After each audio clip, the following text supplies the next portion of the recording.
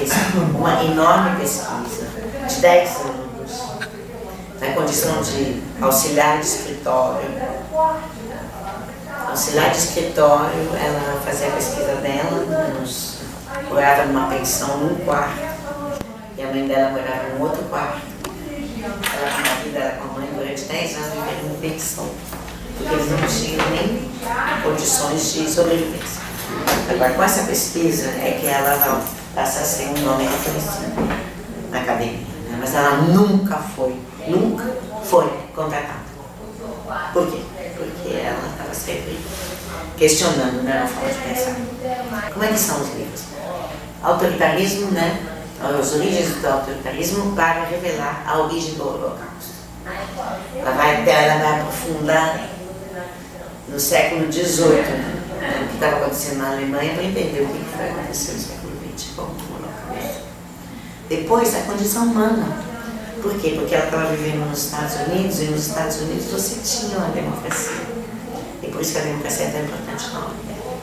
Porque ela saiu da Alemanha nazista para a América, né? Para a América Democrática. E não tem contexto histórico, né?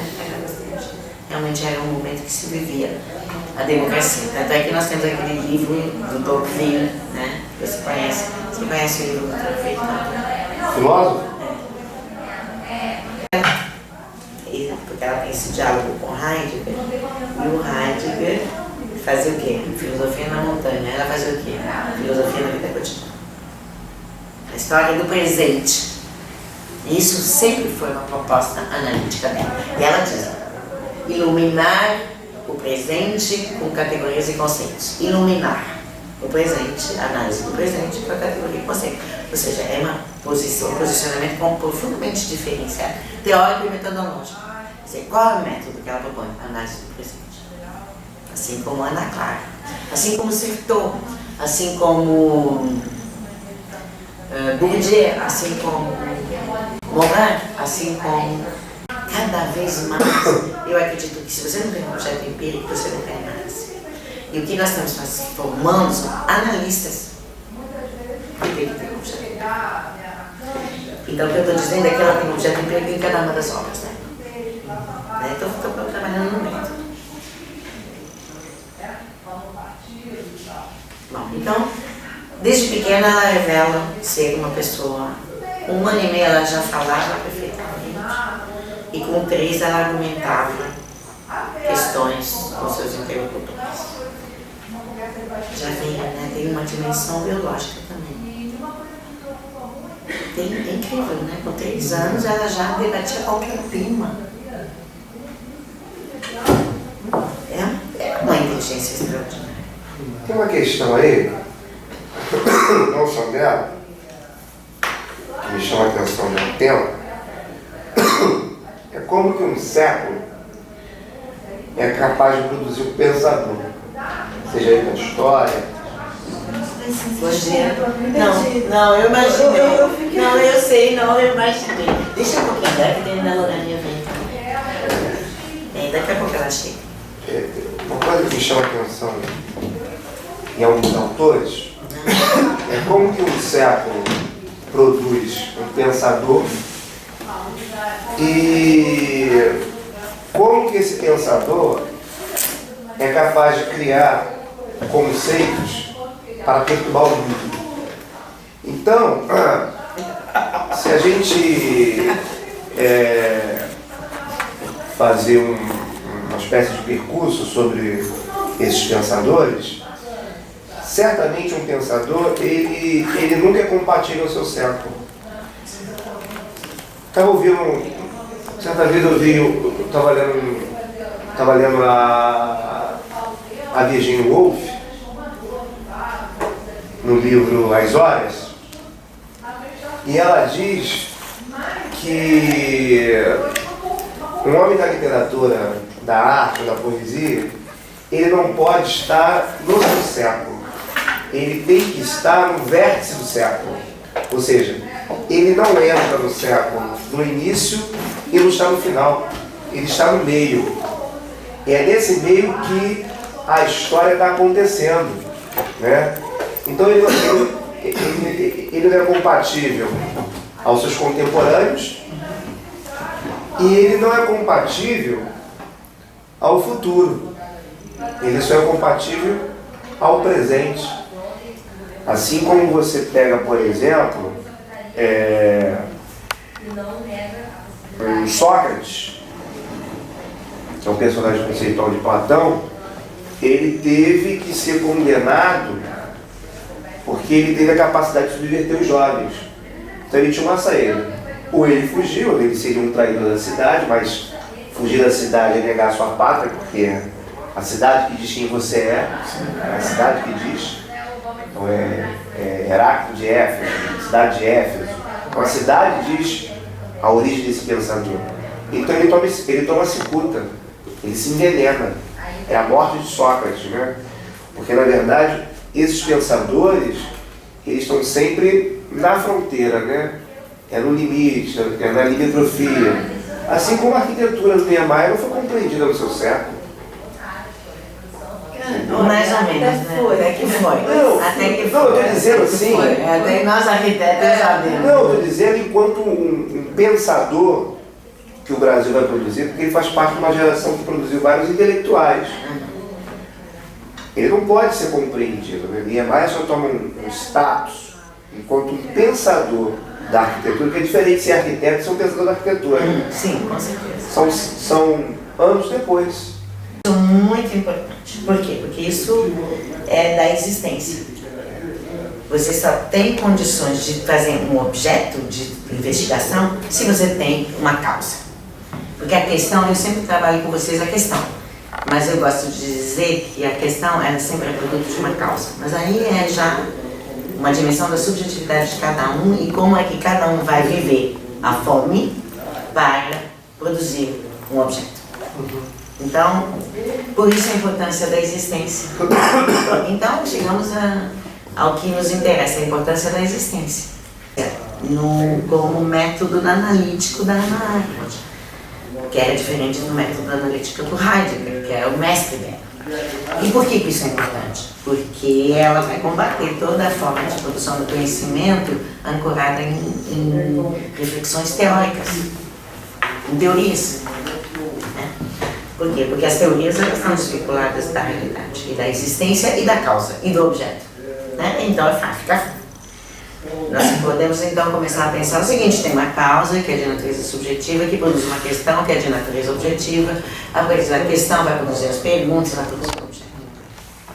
Interessante, o Gramsci passa a construção dele é na prisão que ele vai fechar o objeto dele, na prisão. É na necessidade de liberdade, de democracia, que ele vai escrever a importância da sociedade se movimentando, se mobilizando para ter liberdade, para ter democracia, ter o Estado de Direito. Muito bom isso, né? Por quê? Porque nós estamos diante de uma percepção do campo, onde estamos vendo, né, analisando que os autores eles têm uma existência que permite a formulação daquele objeto. A gente estava conversando no início ali, questão dos partidos.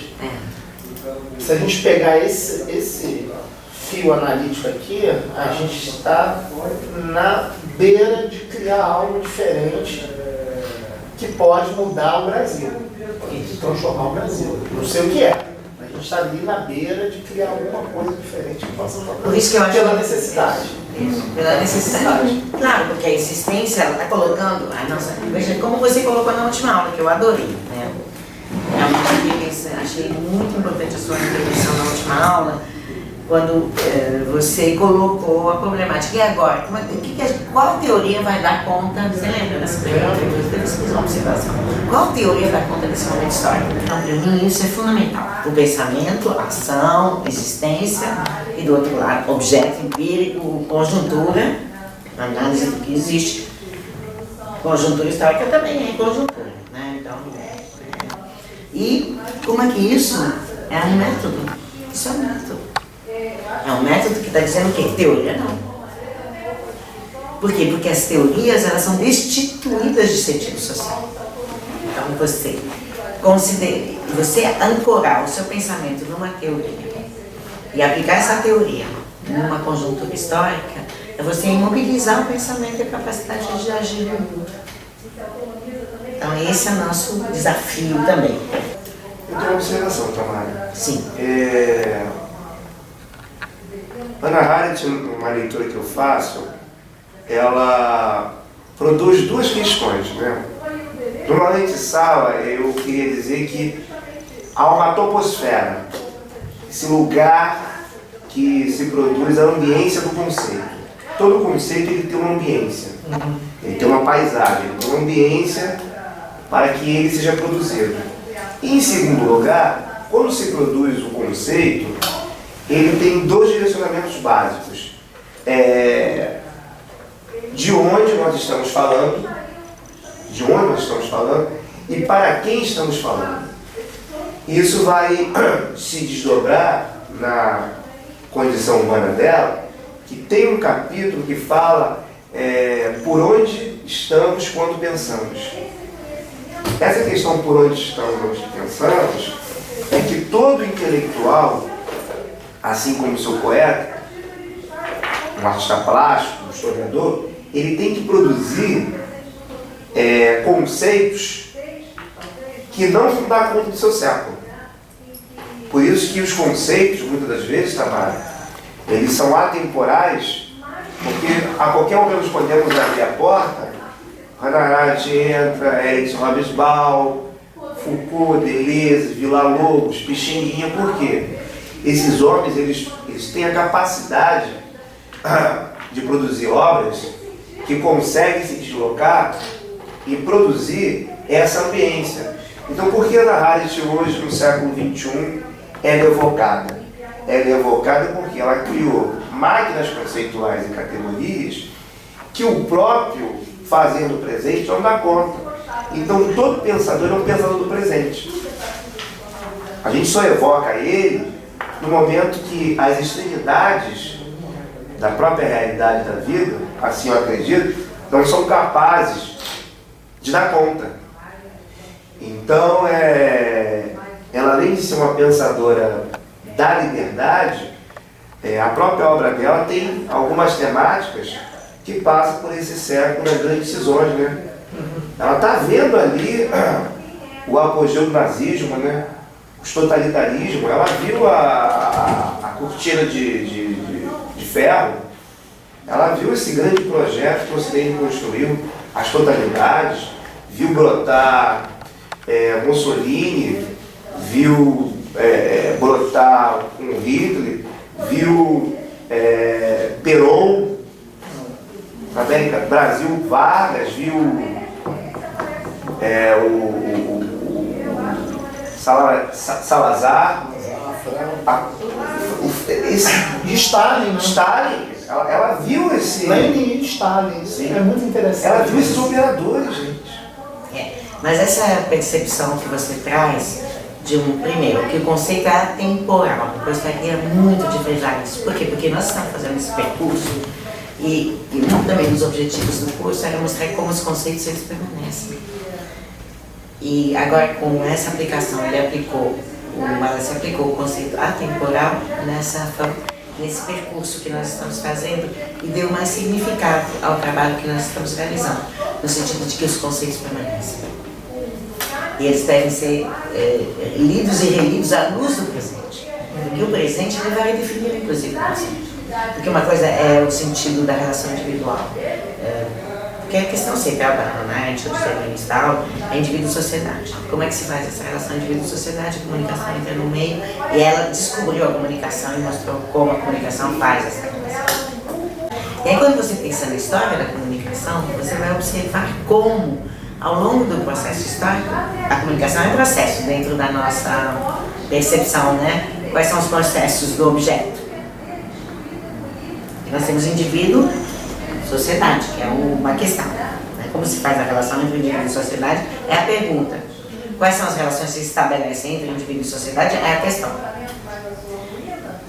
Então, ela desvenda isso. E ela coloca a importância da comunicação entre essas relações.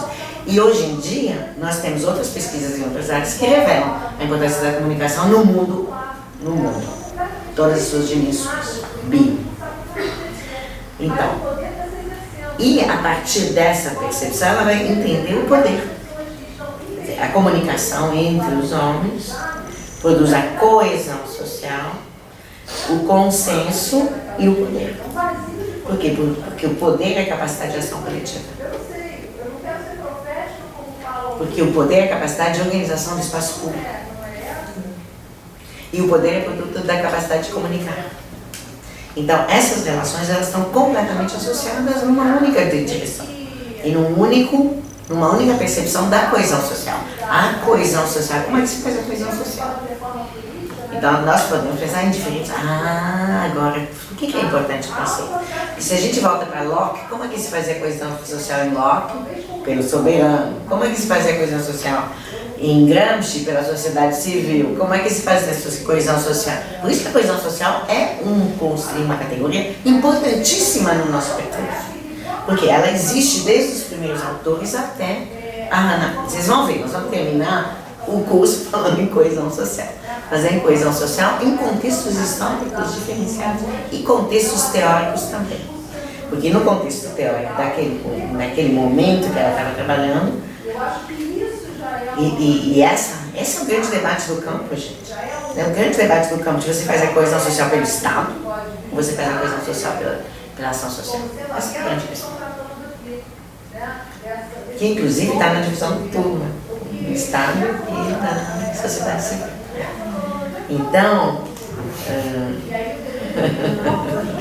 os homens da sociedade civil, vejam como os sentidos e as questões, elas permanecem no debate. Mas cada autor vai dar a sua explicação. Isso também é uma questão importante para fazer pesquisa. Porque vocês estão dentro de uma conjuntura, isso ficou claro para mim também, quer dizer, e vai ficando cada vez mais claro. Porque ontem, foi tão legal ontem, porque cada professor trouxe o seu acervo de conhecimento para fazer a análise do golpe.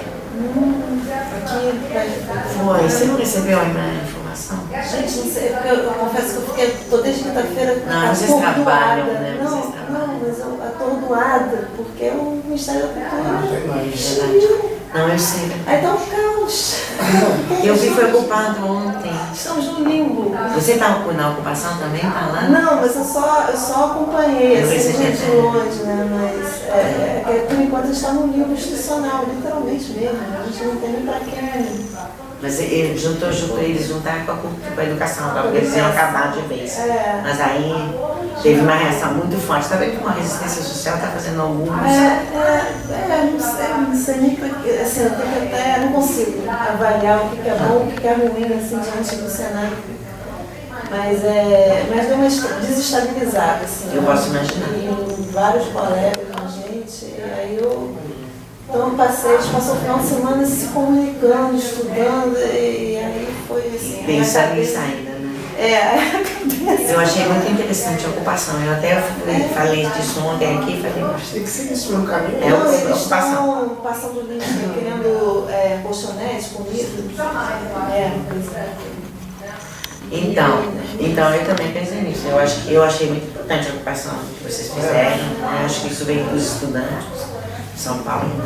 O que eu me decepcionei foi a Andes não ter se posicionado até agora, não ter uma única nota da Andes. A proposta de fazer um exército judeu armado um exército judeu para fazer a resistência social ao exército alemão. E essa proposta dela não foi aceita, não foi levada adiante. Por quê? Porque as pessoas não acreditavam no poder da resistência social. Por isso que ela vai revelar, né, ao longo qual é o processo histórico ali. Uma dominação, um totalitarismo, uma dominação que leva ao extremo a exclusão do corpo. Porque uma coisa é a exclusão, outra coisa é a segregação e outra coisa é o aniquilamento do próprio corpo, da existência humana. Então você transformar em objetos os seres humanos. Então foi isso que aconteceu e ela falou, como é que poderia ser diferente pela resistência social? Então a compreensão da resistência social, ela nasce do que? Do evento histórico que ela traz. E da proposta da proposta política que ela traz, né, no contexto histórico que ela está vivenciando. E o que acontece? quando ela faz essa denúncia contra a comunidade judaica internacional e suas lideranças, que não aceitavam armar, fazer o exército alemão, ela faz o quê? Faz o quê com ela? Faz o quê com ela? Corta na cabeça. Opõe. O que você pode opor ao totalitarismo? Que eu acho que é a pergunta que a gente está se colocando hoje. Né? E ela responde o seguinte: a coesão social. Para opor ao totalitarismo, a capacidade de. A coesão social é que faz a oposição ao totalitarismo. Por quê? Porque é preciso estabelecer uma resistência social capaz de responder, de aniquilar o exercício da dominação. Né? Eu acho isso. Né? Quando o Holocausto aconteceu, ela explica. Porque o povo judeu não estava coeso. Quando as lideranças judaicas não foram capazes de fazer emergir o poder da coesão social. De dar sentido da resistência comum para a ação. Não aconteceu. Dando livre espaço para a construção dos horrores nos campos de extermínio. De fato, isso aconteceu. Isso aconteceu historicamente. A gente só apenas quando as tropas começaram a invadir e a chegar nos campos de extermínio é que se revelou para o mundo o que estava acontecendo nos campos de concentração.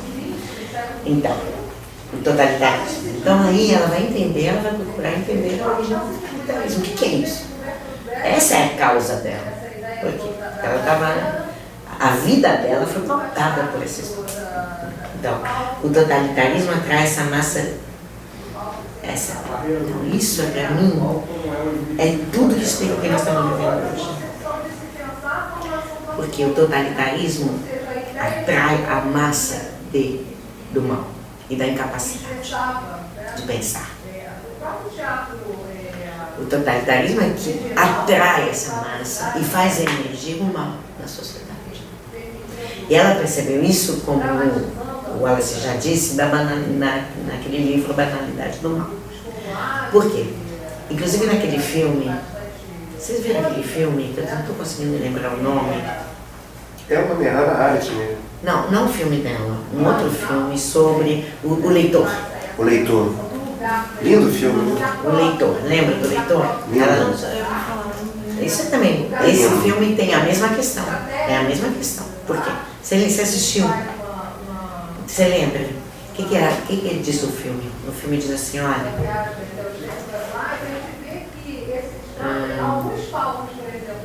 Ela não sabia ler. Ela foi sem guarda. Ela deixou 100 mulheres serem queimadas vivas. Por quê? Porque ela não sabia ler. Porque ela era ignorante. A ignorância e o processo civilizatório é um processo civilizatório. O que aconteceu? E o que está acontecendo no Brasil hoje é um retrocesso contra o processo civilizatório. Então é isso que aconteceu também aqui. Então, o que ela diz aqui? Eu gostei muito desses operadores que geram novos modos de pensar. Anota, viu? Eu vou citar você, tá? Operadores, que é isso que nós estamos vivendo também. Operadores que geram modos de pensar.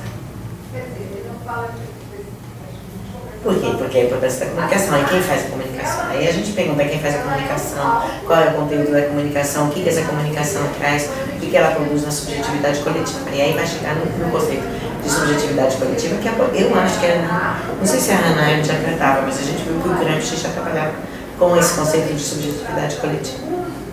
Mas vamos ver o que é o totalitarismo. Então, essa ideia de que o totalitarismo atrai as massas desapegadas, ele inculta lealdade, graças à sua propaganda megalomania, oferecendo-lhe uma meta-dominação.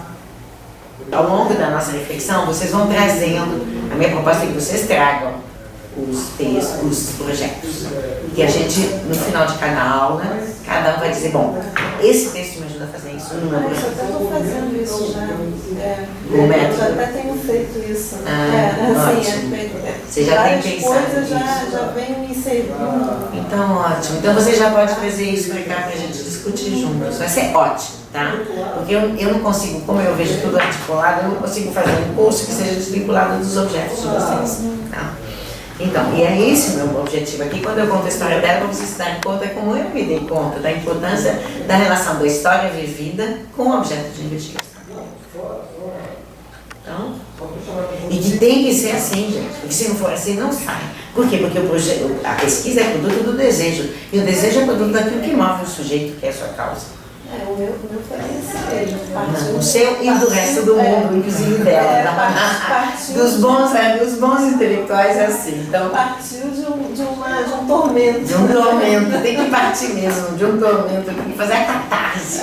E é uma catarse também, né? O processo de produção do conhecimento é uma catarse, gente.